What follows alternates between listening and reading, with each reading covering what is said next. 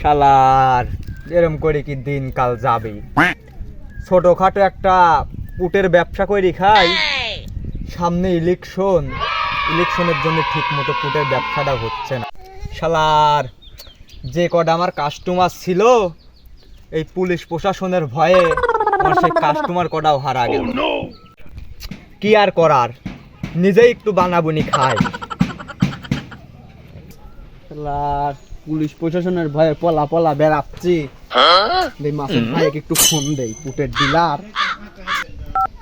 মাসুদ ভাই কোনে?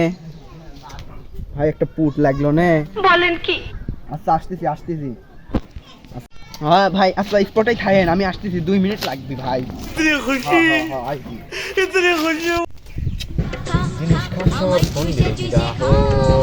ছোট ভাই ফোন দিয়েছে। হ্যাঁ ছোট ভাই, হ্যাঁ চলে আসো, সমস্যা নেই, আসো পুলিশের জন্য একটু আড়াল আমদালে আসি, এই ঝিলের পারে চলে আসো। আচ্ছা আসো তাড়াতাড়ি।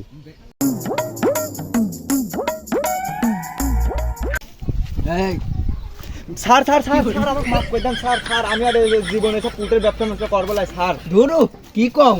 ও ছোট ভাই বসো বসো। ছোট ভাই কয় টাকা জিনিস নিবে? পুট দাও, পুট নিলে খাইবি। পুট মুট তো বেচা বাদ 300 টাকা দাও। 200 টাকার বেশি দিতে পারবো না, 200 টাকাই আছে। দেও, ব্যবসা বাণিজ্য সেরম নাই তো দেও, জিনিস ভালো আছে বাইতলে যায়। ঠিক আছে, এখানে একটু আমার সাথে খাওয়া না, নাও বানাও। বানারে আছে, তুমি বসো। কি করে? গরম ধর মাথা পড়া এলাও, সমস্যা নেই, খাই আমার বাড়ি চলে যাও, একটু রাতে খাই না, পরে খাবো না। ছোট ভাই সাবধানে যাই, দেখি।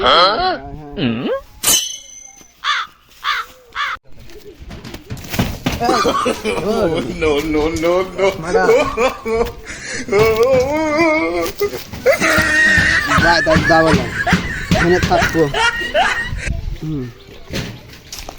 এখানে খাওয়া লাগবে, বাইক গেলে আবার সমস্যা। ঠিক কথা বলেছিস।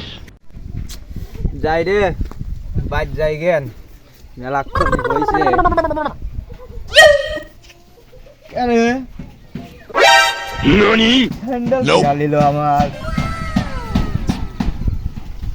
ছোট ভাই মনে হয় স্যান্ডেল লেগে সবার স্যান্ডেল হারা গেল, আজ মারা বাইক যাই গেন।